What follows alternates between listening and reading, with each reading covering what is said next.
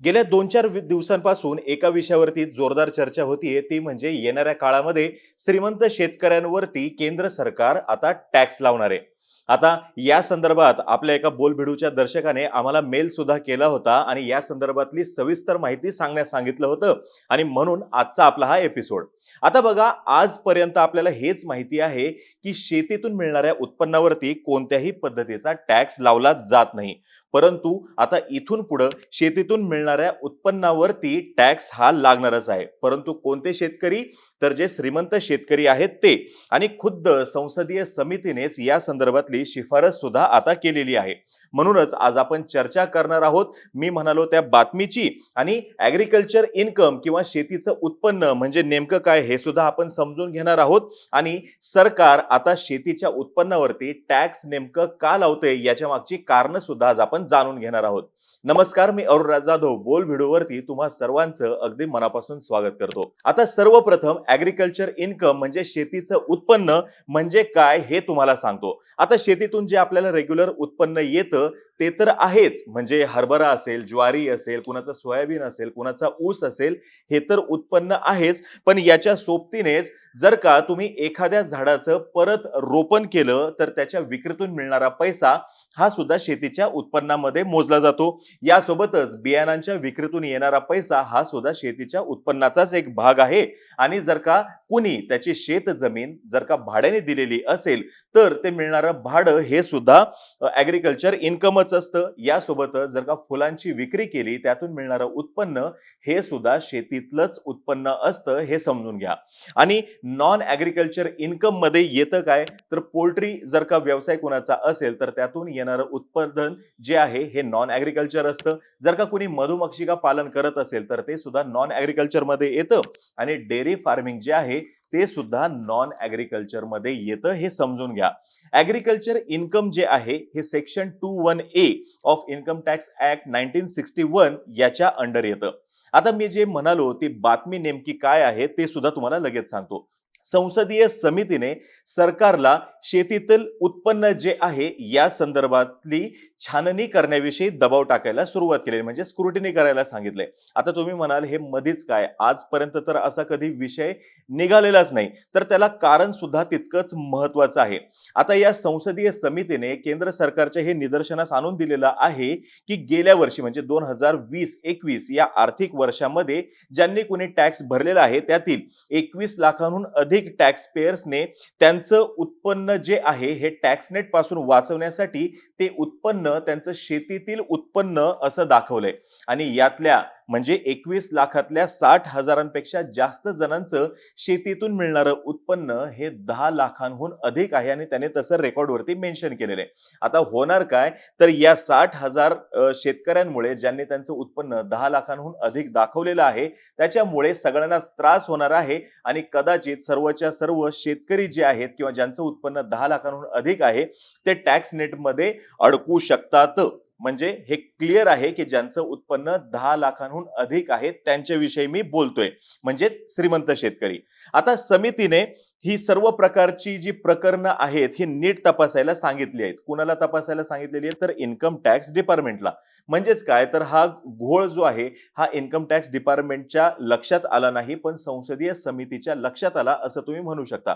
परंतु income tax डिपार्टमेंटला आजपर्यंत कधीच लक्षात आलं नसेल का? तर तसं बिलकुल नाहीये. इन्कम टॅक्स डिपार्टमेंटला हे नेहमीच लक्षात असेल की बाबा भरपूर जण त्यांचं उत्पन्न जे आहे हे शेतीतील उत्पन्न म्हणून दाखवतात, परंतु काही प्रेशर्स असतात किंवा काम करण्यासंदर्भातले काही दबाव असतात ज्याच्यामुळे ते हे कधी सांगू शकत नाही, हेही समजून घ्या. आता प्रकरण हे सर्व कसं आहे? तर ज्यांनी त्यांचं उत्पन्न जे आहे त्यांच्या इन्कम टॅक्स भरतानाच्या त्यांची जी शीट आहे त्याच्यामध्ये ऍग्रीकल्चर इन्कम हे 10 लाखांहून अधिक दाखवलेलं आहे. म्हणून ही सर्व चर्चा होतीये की आता शेतीवरती टॅक्स लागणार की काय? तर सरसकट टॅक्स लागणार आहे का? तर तसंही बिलकुल नाहीये. 10 लाखांहून अधिक उत्पन्न जर का असेल तरच टॅक्स लागणार. सध्या तरी चर्चा अशीच आहे. परंतु याला विरोध कितपत होतोय किंवा याला या संदर्भातल्या नेमक्या रिॲक्शन्स काय येतात? शेतकरी जो वर्ग आहे त्यांनी या संदर्भातल्या ज्या त्यांच्या रिॲक्शन्स आहेत त्या कशा व्यक्त केलेल्या आहेत किंवा कशा व्यक्त करतील याच्यावरून पुढची सरकारची पावलं ठरतील. कदाचित 10 लाखांहून अधिक देखील त्यांची लिमिट ठरू शकते किंवा आज 10 लाख आहे, येणाऱ्या काही वर्षांमध्ये ते 7.5 लाख होऊ शकतं, येणाऱ्या काही वर्षांमध्ये 5 लाख होऊ शकतं. म्हणजे जे काम करणारे आहेत किंवा जो नोकरदार वर्ग आहे त्यांच्यासाठीचा टॅक्स स्लॅब जसा असतो तसं सुद्धा कदाचित होऊ शकतं, परंतु आजच्या दिवशी त्या संदर्भात कोणतीही निश्चित माहिती सांगता येऊ शकत नाही. यासोबतच या टॅक्स नेट संदर्भातली किंवा टॅक्स इतक्या इतक्या उत्पन्नाला लागेल, मग तो मागील तारखेपासून लागणार का किंवा मागील तारखेपासून याची अंमलबजावणी केली जाणार का, हे सुद्धा अजूनही क्लिअर नाहीये, हे समजून घ्या. मग आता लगेच या वर्षीपासून हा टॅक्स लागेल का, तर तसं बिलकुल नाहीये. सध्या इन्कम टॅक्स डिपार्टमेंटकडे योग्य तितकं मनुष्यबळ नसल्यामुळं हे सर्व चेक करण्यासाठी त्यांना खूप वेळ लागू शकतो आणि त्यांनी तसं संसदीय समितीला कळवलंय सुद्धा की आमच्याकडे सध्या तरी मॅनपॉवर नाहीये. इन्कम टॅक्स डिपार्टमेंटने मग संसदीय समिती म्हणतीये म्हणून रॅन्डमली ह्या ऍग्रीकल्चर इन्कम संदर्भातली 3,379 प्रकरणं तपासली. परंतु इन्कम टॅक्स डिपार्टमेंटने मुद्दामच 10 लाखांपेक्षा कमी उत्पन्न असलेलीच प्रकरणं तपासली असे ताशेरे सुद्धा या संसदीय समितीने आता ओढलेले आहेत. आता यातला अजून एक इम्पॉर्टंट मुद्दा जो सगळ्यांना सतावत असेल तो म्हणजे की मुळातच शेतीच्या उत्पन्नावरती टॅक्स का नाही. तत्पूर्वी एक फॅक्ट तुम्हाला सांगतो की ऍग्रीकल्चर इन्कम जे आहे हे टॅक्स फ्री आहे विदाऊट एनी लिमिट. म्हणजे कितीही उत्पन्न तुम्ही शेतीतून मिळवू शकता आणि त्याच्यावरती तुम्हाला 1 रुपया सुद्धा टॅक्स द्यावा लागणार नाही. अर्थातच मी या ठिकाणी प्रत्यक्ष कराविषयी बोलतोय, नाहीतर अप्रत्यक्ष कर प्रत्येक जण अप्रत्यक्षरित्या भरतच असतो. आता एक मतप्रवाह असा सुद्धा आहे की सरकारला शेतकऱ्यांची खूप काळजी आहे म्हणून सरकार टॅक्स घेत नाही.